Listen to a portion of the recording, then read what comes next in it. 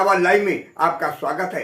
मैं राजेंद्र सोनी एक बार फिर हाजिर हूं आम जन से लेकर राजनीति और क्षेत्र की विभिन्न घटनाओं के साथ, पक्ष न विपक्ष, सिर्फ निष्पक्ष। आज सांसद मनोज तिवारी ने मुस्तफाबाद विधानसभा के दयालपुर वार्ड अंतर्गत वीर सावरकर डिस्पेंसरी के पास 8,80,000 की लागत से निर्मित पार्क को आज आम जनता को समर्पित किया।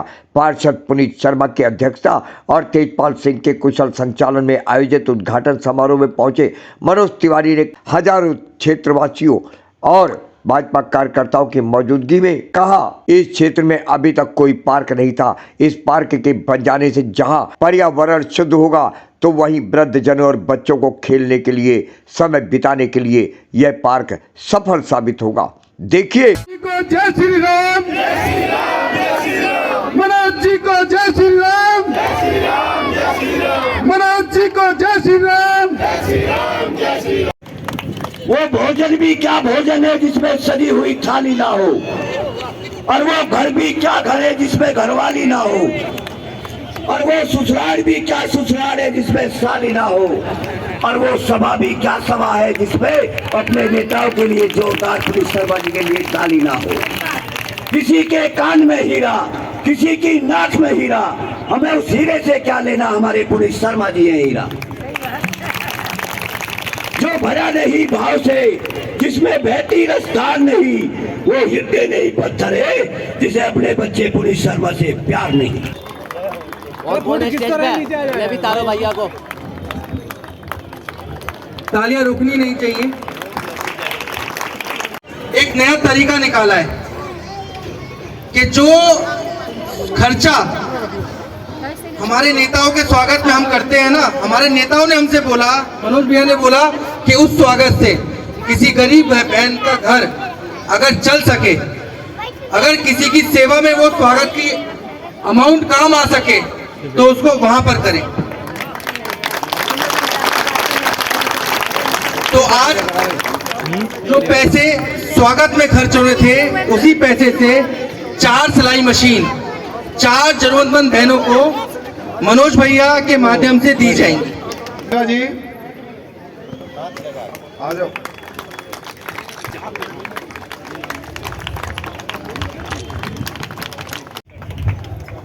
एक बार जोरदार ताली से, एक बार जोरदार तालियों से अभिनंदन। मैं धन्यवाद करना चाहता हूं पुनीत जी का और दिल्ली नगर निगम के जितने भी हमारे यहाँ पार्षद हैं उन सभी का, कि जिनके सहयोग से आज वीर सावरकर हॉस्पिटल के अंदर एक पार्क का निर्माण कार्य शुरू हुआ है। मैं उसके लिए पुनीत जी का बहुत बहुत धन्यवाद करता हूँ। अब से करीब 5 वर्ष पहले, क्योंकि हमारी जो मुस्तफाबाद विधानसभा और करावन नगर विधानसभा ये एक ऐसी विधानसभा है, उसके साथ में गोकलपुर विधानसभा भी ऐसी है जो आर्थिक दृष्टि से बहुत पिछड़े हुए क्षेत्र हैं। यहाँ सबसे अगर कोई कमी है तो विद्यालयों की है। मुस्तफाबाद विधानसभा के अंदर हमने अपने 5 साल के कार्यकाल में नेहरू विहार वार्ड के अंदर 2 विद्यालय बनवाए, और ये जो हमारे 2 वार्ड थे शिवविहार और कावन नगर, इनके अंदर एक भी विद्यालय नहीं था। हमारे यहाँ की जो बच्चियाँ हैं, बेटियाँ हैं, वो यहाँ से गोकलपुरी, तिमारपुर, यमुना विहार पढ़ने के लिए जाती थी। हमें वो पीड़ा थी, माताओं को पीड़ा थी। हमने तिवारी जी के सहयोग से, एलजी साहब से 1 रुपये में ये जमीन पीछे लेकर और इसमें 14 करोड़ की लागत से विद्यालय बनवाया। मैं बड़े स्पष्ट शब्दों से कहना चाहता हूँ कि आज उसके बाद 5 साल बीतने जा रहे हैं। केजरीवाल सरकार है जो स्कूलों का पोर्टल खोलती है कि मैंने बहुत विद्यालय बनवाए हैं। अगर वो ये बता दें कि इन विधानसभा में एक भी कमरा कहीं बना हो तो मैं राजनीति करना छोड़ दूंगा। जो और एक घोर समस्या है यहाँ, जिसको मैं 2006 में उठाया था कि करावन नगर का रोड चौड़ा होना चाहिए। यहाँ बस डिपो तो हमने बनवाया, मगर रोड आज तक चौड़ा नहीं हुआ। 2006 में कानबाग से लेकर और भजनपुरा तक हमने मकान तोड़वाए। उसके बाद में 2012 में जमीन एक्वायर करके चांदबाग पुलिया से लेकर और जालपुर तक उस रोड को चौड़ा कराया गया।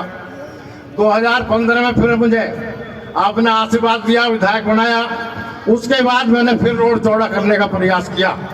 80% मकान यहाँ तिवारी जी टूट चुके हैं। और अभी बता रहा था पुनीत के तिवारी जी क्रावन नगर में चौपट जाम में फंसे हुए हैं, तो मुझे वो बात याद आ रही है। और मैं आपसे रिक्वेस्ट करना चाहता हूँ, प्रार्थना करना चाहता हूँ, केजरीवाल करे या ना करे, दिल्ली में आज उपराज्यपाल हमारे बैठे हुए हैं। मैं आपसे आग्रह है, मेरी हाथ जोड़ के विनती है, अगर हमें जनता को यहाँ रास्ता नहीं दे सकते तो हमें राजनीति करने का भी कोई अधिकार नहीं है।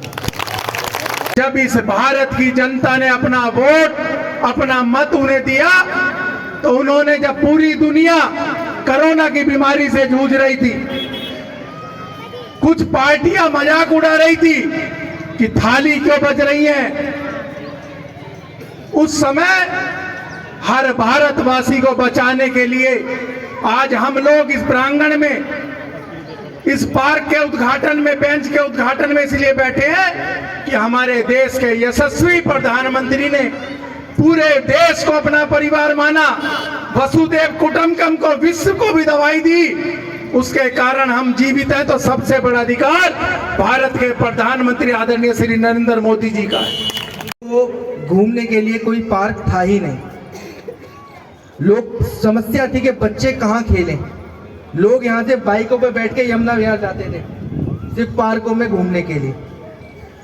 आज सांसद जी के माध्यम से, क्योंकि जो भी कार्य है इस वीर सावरकर चेस्ट क्लिनिक में हो रहे हैं ना, सभी कार्यों में कहीं ना कहीं सांसद जी का बहुत ही महत्वपूर्ण रोल रहा।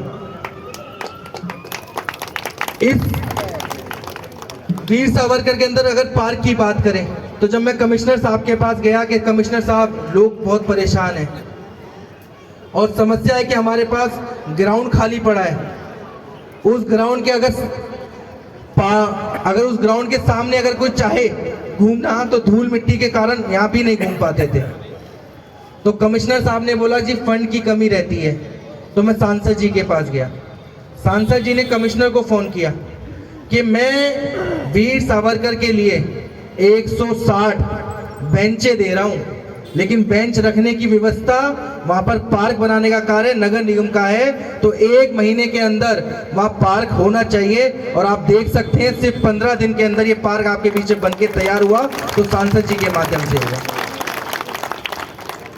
टिप्पणी जी, क्या कुछ कहना चाहेंगे? आपके वार्ड में आज नई सौगात मिली है, पार्क मिला है, बेंचों की सुविधा सांसद जी के फंड से दी गई है, क्या कुछ संदेश जाता है सर? देखिए, सबसे पहले तो मैं धन्यवाद करना चाहता हूँ अपने सांसद जी का, जिनके माध्यम से आज मुफ्ताबाद विधानसभा के अंदर एक ऐसा पार्क बन के तैयार हुआ है। इस पार्क के अंदर बेंच भी सांसद जी के माध्यम से आए, और शिव विहार फेज 1 और फेज 2 में आप जाके देखेंगे मशीन के माध्यम से गड्ढे किए जा रहे हैं। 150 पेड़ गड्ढे भी और टी गार्ड भी सांसद जी के फंड के माध्यम से किया जा रहा है। लगातार क्षेत्र को क्लीन करने का जो कार्य है, सुंदर बनाने का कार्य जो है, वो सांसद जी के माध्यम से आदेश पे मैं क्षेत्रीय जनता से मिलकर कर रहा हूँ।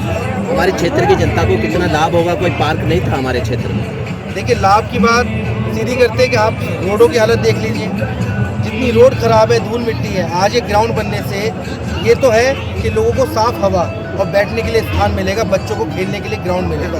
पुनीत जी, अगर हम बात करें तो ये लगभग कितने लाख के बजट का है? ये देखिए, इस जो ग्राउंड की सुंदरीकरण कार्य है, ये 8,80,000 के माध्यम से किया जा रहा है, और जो सांसद जी के माध्यम से 160 बेंचेज आए हैं, वो 9 लाख के माध्यम से आए हैं, और 7 लाख के माध्यम से जो गड्ढे और टी गार्ड लगाने का, पेड़ लगाने का कार्य है, वो बाद में किया जाए। ओपन जिम की भी मांग की गई है सांसद जी की तरफ। देखिए, हमने सांसद जी से मांग करी है कि हमारे इसी ग्राउंड के अंदर एक अच्छा सा ओपन जिम मिल जाए। तो सांसद जी ने वादा किया है, जब तीसरी बार सांसद बन के आएंगे तो बहुत जल्द 2 या 3 महीने के अंदर आपको यहाँ यमुना पार्क का सबसे बड़ा ओपन जिम मिल जाएगा। मोदी 3 का कार्यकाल यहाँ एक इस क्षेत्र का बहुत यूनिक और सबसे